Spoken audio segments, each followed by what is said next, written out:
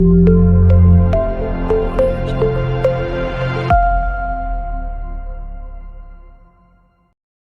की जय। कानपुर जैन समाज की तरफ से माता जी के चरणों में बंदामी बंदामी बंदामी। हे माता जी, हम सभी को आपके मुखारविंद से बंदामी।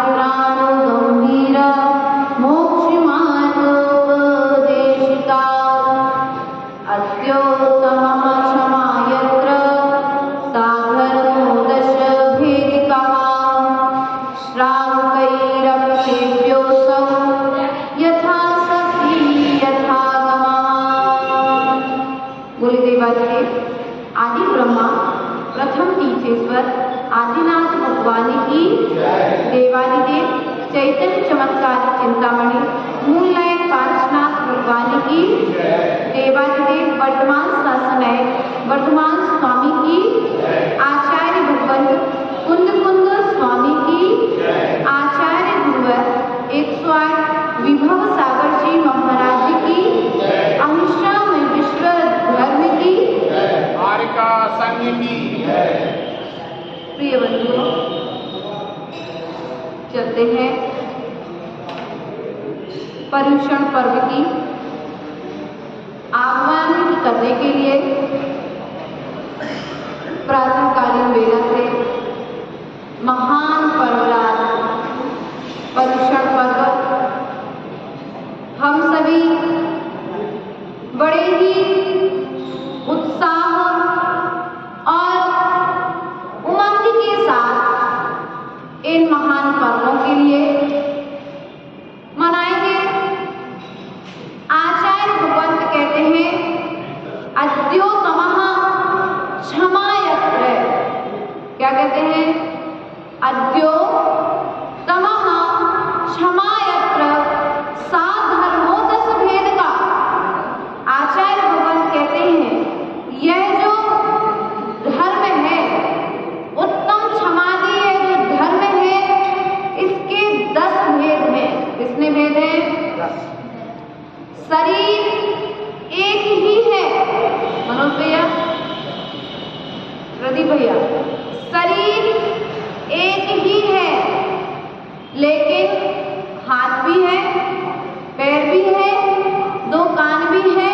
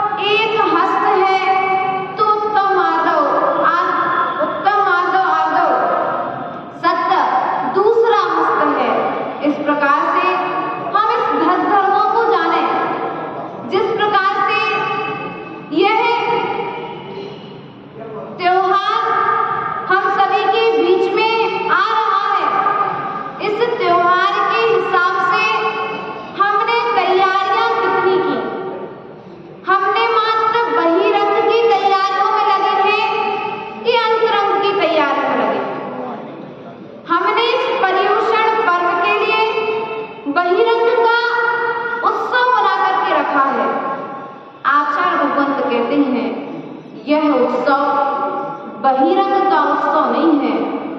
इस उत्सव के आगे ही अंतरंग में उत्सव होना चाहिए, अंतरंग में प्रसन्नता होना चाहिए, अंतरंग में प्रकाश होना चाहिए। क्या होना चाहिए संदीप जी?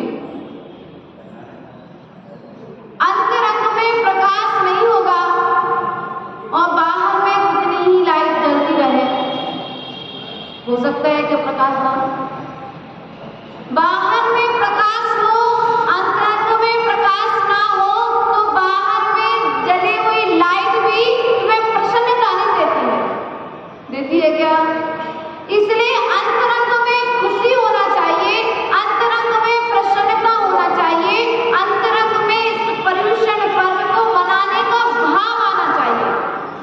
क्या कहेंगे लोग यह कहकर कि यदि हम धर्म को मना रहे हैं तो आचार्य भगवंत कहते हैं ऐसे परिणामों से, ऐसा करने से तुम्हें बाहर में तो प्रसन्नता मिल जाएगी लेकिन अंतरंग की विशुद्धि और अंतरंग की प्रसन्नता आपको प्राप्त नहीं होगी। आचार अंतरंग के प्रवेश का नाम है पर्युषण पर्व। क्या है? अंतरंग के प्रवेश का नाम है पर्युषण पर्व। पर्युषण पर्व किसे कहते हैं? पर्व, उंगली में पर्व होता है, ये दूसरे पोरे का पर्व है, ये ऊपर वाला पोरा है, ये इसका पर्व इसका पर्व जोड़े हुए कि नहीं जोड़े? जो एक दूसरे को जोड़ता है वह पर्युषण पर्व कहलाता है। एक हिस्से से दूसरे हिस्से को जो जोड़ देता है वह पर्व कहलाता है। और अब इसका विच्छेद करेंगे तो सभी प्रकार के दूषणों का, इसका दूषण प्रदूषण जो हमारे मन में चल रहा है उन सभी के प्रदूषणों का, उन सभी प्रदूषणों का इस पर्युषण पर्व में निराकरण करना है। अर्थात बाहर में यदि धुआं हो जाए तो बाहर के जीवों को हानि पहुंचती है, लेकिन अंदर में यदि कसायों का धुआं निकलता रहे तो हमारे लिए भी वह दूषित करता है। बाहर का धुआं आंखों को प्रभावित करता है और अंतरंग का धुआं आत्मा को प्रभावित करता है। जो कसायों के कारण हम जल रहे हैं, किसके कारण? कसाय, जब कचरा होगा तो धुआं होगा और जब कचरा जलेगा तो धुआं निश्चित उत्पन्न होगा।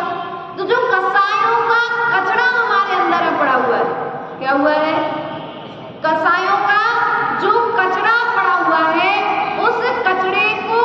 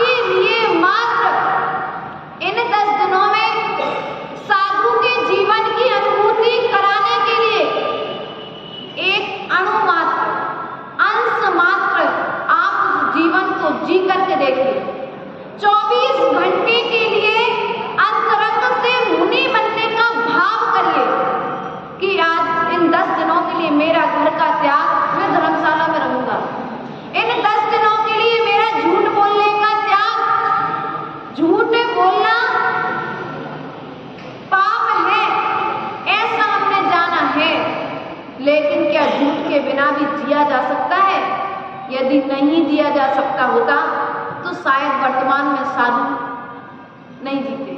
लेकिन हर चीज के बिना जिया जा सकता है, हर वस्तु के बिना रहा जा सकता है। आचार्य प्रपंच कहते हैं यह 10 धर्म लग रहे हैं, जो आएगा वो चला जाएगा और हम उन्हें बुला रहे हैं कि उन्हें प्रकट कर रहे हैं।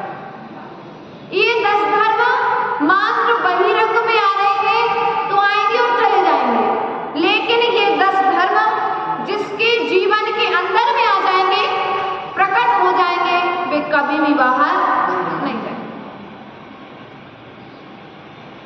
आपने हुआ खुदा ना, मंदिर का खुदा था, हौदी भी बुलाई होगी, टंकी रखी होंगी यत्र तत्र कहीं पानी आदि की व्यवस्था के लिए, छत आदि पर टंकियां भी रखी होंगी। तो एक होता है प्रकटीकरण और एक होता है प्राप्त करना। आपने कुएं के पानी से पानी को प्राप्त किया, टंकी में भर दिया। आचार्य प्रपंच कहते हैं टंकी में भरा हुआ पानी समय रहते हुए समापन को प्राप्त हो जाएगा, अर्थात जैसा उपयोग करोगे वैसे वो खत्म हो जाएगा, टंकी खाली हो जाएगी। लेकिन कुएं का पानी कभी समाप्त होगा क्या? नहीं होगा। यदि झील खुली है तो कभी समाप्त नहीं होगा, यदि झील चालू है तो कभी टंकी कुएं का पानी गंदा नहीं होगा। टंकी के पानी में ढक्कन लगा के रख दो, 15-20 दिन तक मत खोलो उस पानी को, अपने आप कीड़े उत्पन्न हो जाए। तो आचार्य प्रपंच कहते हैं अपने ज्ञान चक्षुओं को खोलने का समय आ रहा है। अभी तक जो हम ढक्कन लगा करके बैठे हैं अपने ज्ञान में, वह ज्ञान जो हमारे ज्ञान को शुभ ज्ञान रूप नहीं होने दे रहा है, ऐसा ज्ञान भी किस काम का जो ज्ञान मुझे भगवान ना बनने दे।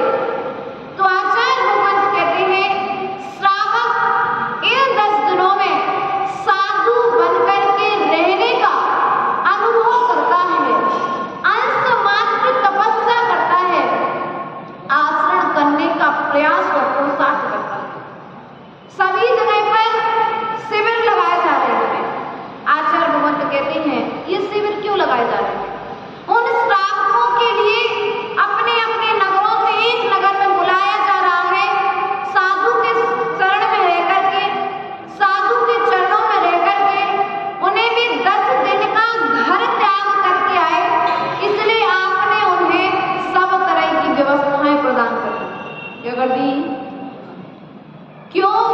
जब आप जीवन भर के लिए यदि व्यवस्थित घर का त्याग करेंगे तो आपके पुण्य से कितनी व्यवस्थाएं होंगी, विचार करना। हमने आज तक सोचा नहीं है। हम एक बार ये विचार तो करें, भरत चक्रवर्ती घर में रहते हुए त्यागी थे, घर में रहते हुए वैराग्य को प्राप्त थे। कुंद स्वामी ग्रह में रहते हुए ग्रह त्यागी थे। भगवान महावीर स्वामी घर में रहते हुए राजपाट का संचालन करते हुए त्यागी थे। जम्बू स्वामी भी घर में रहे, लेकिन जैसे ही वैराग्य उत्पन्न हुआ, अपने लक्षणों का ज्ञान हुआ, अपने स्वभाव का ज्ञान हुआ, तो क्या किया? सब कुछ छोड़ करके बच्चे को, यदि कोई बच्चा मेले में गुम जाए, क्या हो जाए? मेले में कोई बच्चा गुम जाए और कहीं से एक जगह अनाउंसमेंट हो जाए कि फलाने बच्चे की माता श्री फलाने स्थान पर खड़ी है, यदि वो बच्चा किसी को मिले तो वो बच्चा वहां पर प्रदान करे, और यदि वो शब्द वो बच्चा सुन ले तो इतने बड़े मेले की भीड़ को छोड़ करके वो उस स्थान को लक्ष्य बनाता है जहां पर वो बच्चे की मां बनाता है कि नहीं बनाता है, और अपनी मां तक पहुंच जाता है। लेकिन हमारी स्थिति क्या है? हमने अभी अपनी मां जिनवाणी अर्थात अपने स्वभाव तक पहुंचने का लक्ष्य नहीं बनाया है। जब अर्जुन लक्ष्य बनाता है, जब एकलव्य लक्ष्य बनाता है, तो उन्हें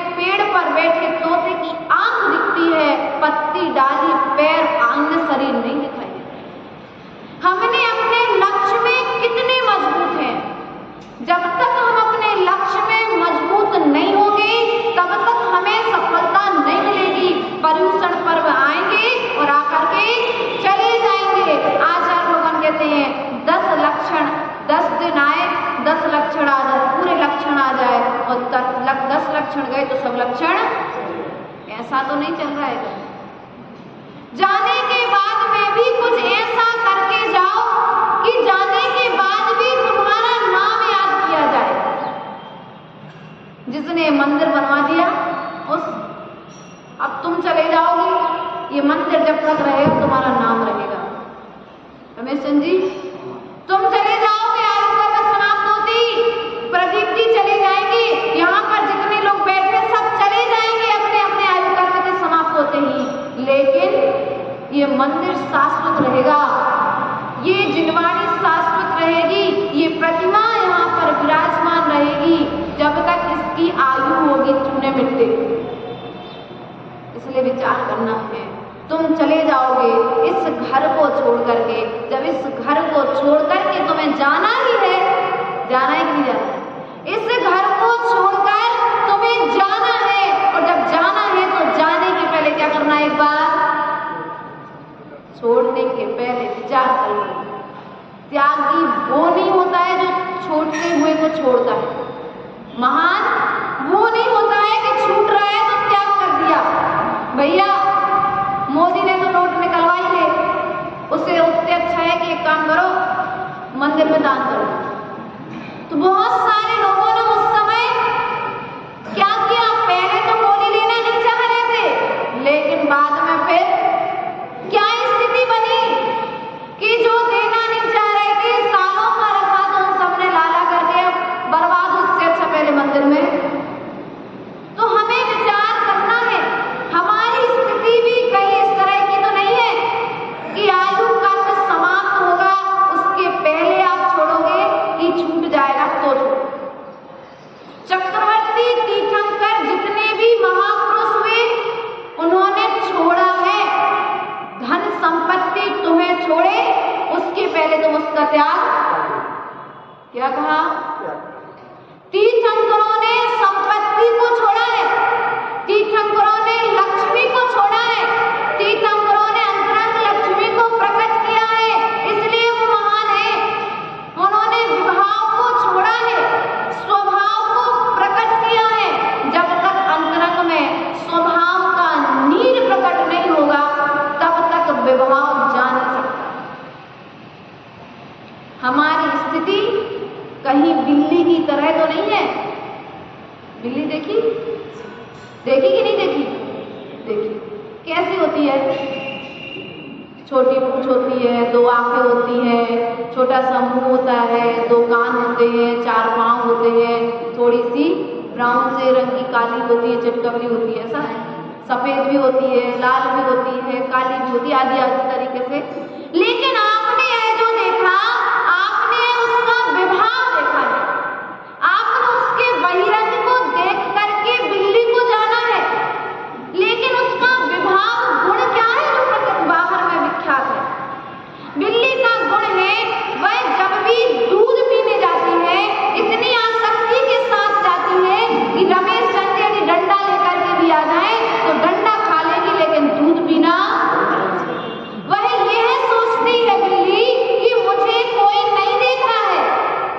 क्या सोचती है बिल्ली? सोचती है मुझे कोई नहीं देख रहा है, इसलिए जल्दी से दूध पी लो। लेकिन प्रिय बंधुओं, जैसे ही उस घर का मालिक उस बिल्ली को देखता है तो उसे मार पड़ती है, मार पड़ने के बाद में भी आसक्ति के कारण में बड़ी मुश्किल से बच जाती। तो हमें प्रयास, हमारी स्थिति भी बिल्ली की तरह है। कर्मों की मार जब पड़ती है तब रोते हैं, तब भी धीट, जैसा कि मैंने कहा था ना, तीसरे काव्य में कहा है कल्याण मंदिर में, दृष्टोपि कौशिक सूर्यदि बादिवान को, धीट होकर के हम पाप करने के लिए पीछे पड़े। जितने धीट होकर के, दृढ़ होकर के हम पाप कर रहे हैं, उतने दृढ़ होकर के हम पुण्य करने लग जाएं तो हम स्वभाव को प्राप्त करें। ये स्वभाव के धर्म है, विभाव के धर्म नहीं है। आचार्य भगवान कहते बाहर में उत्सव कितने भी आ जाए, जब तक अंतरंग में उत्सव नहीं आया तब तक उसका उत्सव नहीं लगता। भगवान की प्रतिमा देखते हो, रोज देखते हो, किसी को काली दिखती है, किसी को बड़ी दिखती है, किसी को हंसती हुई दिखती है, किसी को रोती हुई दिखती है, किसी को गंभीर दिखती है। जिसके अंदर में जैसी भावना होती भगवान उसको वैसे दिखाई देता है। तुम हमें जैसा समझते हो हम तुम्हें वैसे ही दिखाई देंगे। आचार्य गुरुदेव ने बड़ी प्यारी सी आशीर्वाद रूप कविता लिखी थी हमारे किताब पर। जब मैंने कहा गुरुदेव कुछ आशीर्वाद भी दीजिए, तो गुरुदेव ने वहां उसमें लिखा था कि हमने अपने गुरु को जितना भगवान माना उतने मैं भगवान हूं। हमने जितना महान माना उतने महान हम बने हैं। हमें विचार करना है, हमने अपने आप को महान मान करके रखा है, विद्वान मान करके रखा है कि हमने अपने आप को अज्ञ और विज्ञ मान, हमने अपने आप को पापी मान करके रखा है कि हमने अपने आप को पुण्यात्मा मान करके रखा है। तुम जैसा मान करके रखोगे वैसे तुम बन जाओगे। बन जाओगे कि नहीं बन जाओगे? तुम जैसा सोचोगे वैसे लक्षण प्रकट होंगे। आप लक्ष्य जैसा बनाओगे वैसा तुम्हें मंजिल प्राप्त हो जाएगी। क्या हो जाएगी?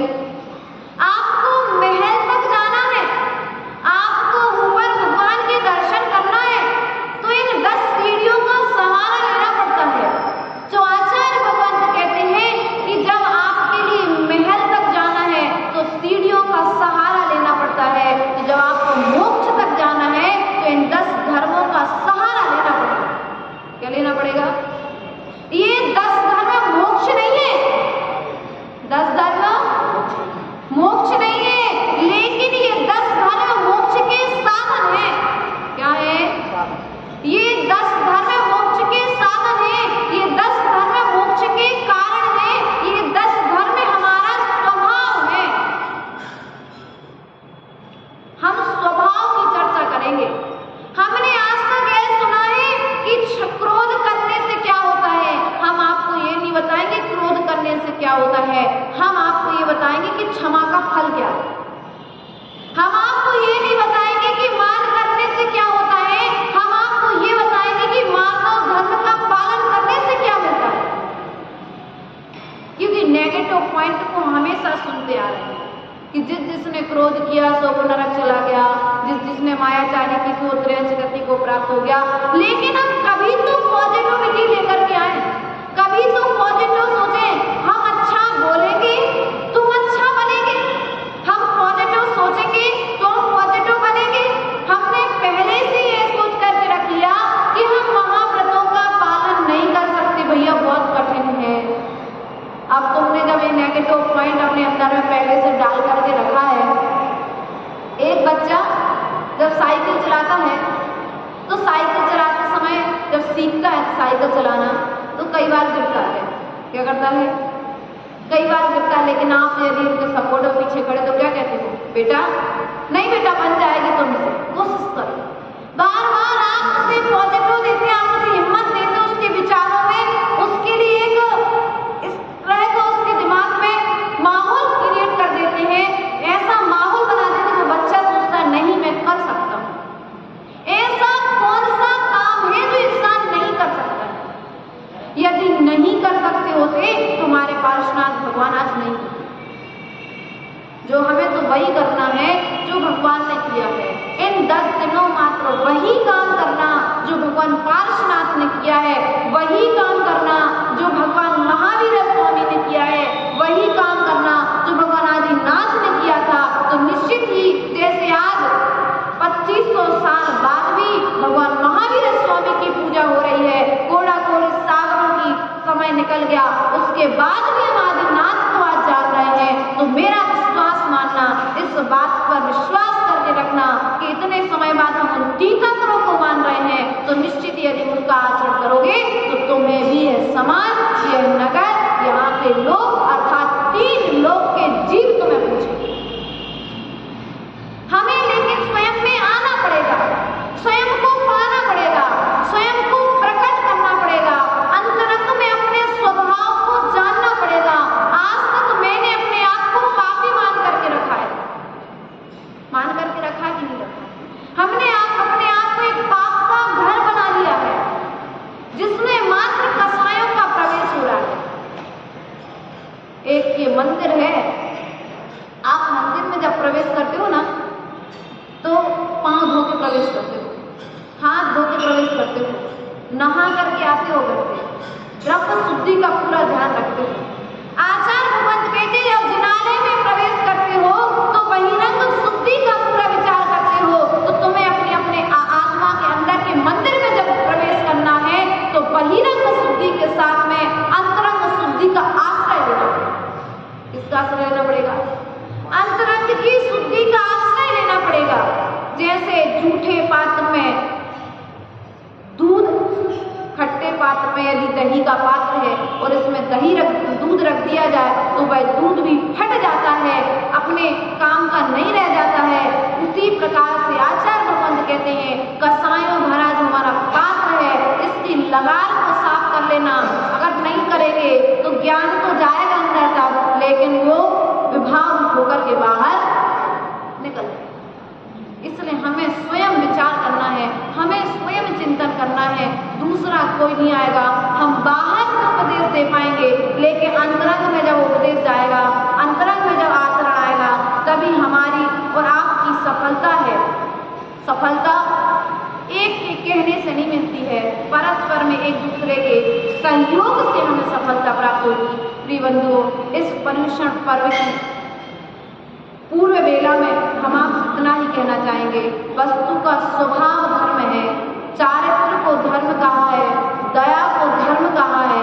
तो मात्र इन दया रूपी धर्मों को, उत्तम समाज 10 लक्षण धर्मों को, ये धर्म मात्र किताबों के पढ़ने के नहीं है, पूजा में अर्घ चढ़ाने के धर्म नहीं है। इन 10 धर्मों का आचरण हमें अपने जीवन में करना पड़ेगा, तभी यह 10 धर्म मनाना, इन 10 धर्मों का आना हम सभी के बीच में सार्थक होगा। दीपावली एक दिन की मनाते हैं, रक्षाबंधन एक दिन का मनाते हैं, लेकिन ये पर्युषण पर्व एक ऐसा पंच कल्याणक भी 5-6-8 दिन के मना लेते हैं, लेकिन ये पर्युषण पर्व जो है पूरे 10 दिन के लिए आते हैं। और यदि जो इन 10 धर्मों का, इन 10 गुणों का आचरण कर ले तो निश्चित ही वह 9-10 भवों में मोक्ष को प्राप्त हो जाएगा। इसके आचरण के बिना हमारे लिए मोक्ष की मंजिल प्राप्त होने वाली नहीं है, मोक्ष की महल तक हम पहुंचने वाले नहीं हैं। इसलिए इन 10 धर्मों का आश्रय लो, स्वभाव में प्रवेश करो। अंतरंग की गर्मी को मिटाने के लिए बहिरंग में गर्मी लगती है शरीर को तो बाहर में पंखा चालू कर लेते हो, लेकिन अंतरंग की गर्मी मिटाने के लिए हमें धर्मों का सहारा लेना पड़ेगा। अंतरंग के अंधकार को मिटाने के लिए बहिरंग के प्रकाश के साथ साथ में अंतरंग में भी एक सम्यक दर्शन, ज्ञान, चारित्र की ज्योति जलानी पड़ेगी, तब हम निश्चित ही इस संसार से पार हो जाएंगे। इन्हीं भावनाओं के साथ बोले परम पूज्य आचार्य गुरुवर 108 विभव सागर जी महाराज की, अहिंसा धर्म की